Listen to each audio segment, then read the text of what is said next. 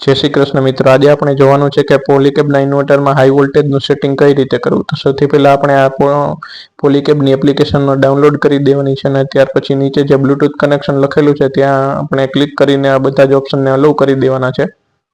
પછી આ જે ત્રીજું ઓપ્શન મેન્યુઅલ કનેક્શન છે તેમાં આપણે ક્લિક કરવાનું છે અને મેન્યુઅલ કનેક્શન પર ક્લિક કર્યા પછી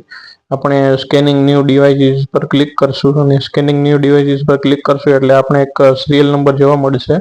બી અને પાછળ સિરિયલ નંબર હશે તેમાં આપણે ક્લિક કરી દેવાનું છે। હવે બ્લૂટૂથ થી આપણું કનેક્ટ જે ઇન્વર્ટર છે તે આ એપ્લિકેશન સાથે કનેક્ટ થઈ ગયું છે એટલે હવે આપણે જે નીચે હોમ બટન ઉપર ક્લિક કરી દેવાનું છે અને ત્યાં તમને દેખાડશે કે આજના કેટલા યુનિટ બન્યા, પાવર કેટલો છે, વોલ્ટેજ કેટલો છે, એ બધી તમને ડિટેલ્સ ત્યાં બતાડશે।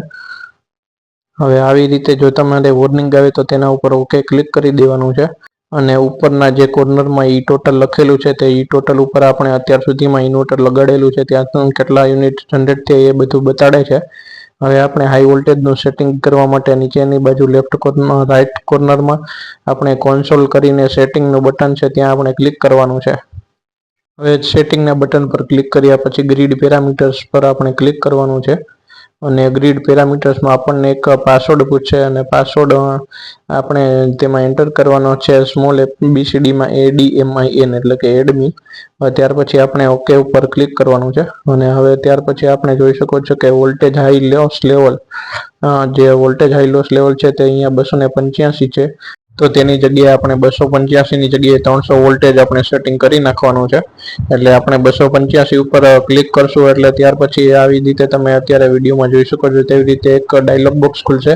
અને અહીંયા આપણે 285 ની જગ્યાએ 300 એન્ટર કરી દેવાનું છે અને 300 એન્ટર કર્યા પછી આપણે ઓકે ઉપર ક્લિક કરશું ત્યાર પછી સેટિંગ આવી રીતે સક્સેસફુલ લખેલું આવી જશે એટલે કે આપણું હાઈ વોલ્ટેજનું સેટિંગ છે તે થઈ ગયું છે અને આવા જ બીજા વિડીયો જોવા માટે અમારી ચેનલને સબસ્ક્રાઇબ કરો। આ જ પેજમાં સૌથી નીચે આપણે જતું રહેવાનું છે અને ત્યાં જે ત્રણ આપણને દેખાય છે તે ત્રણે ત્રણ ઓપ્શન બંધ હોવા જોઈએ।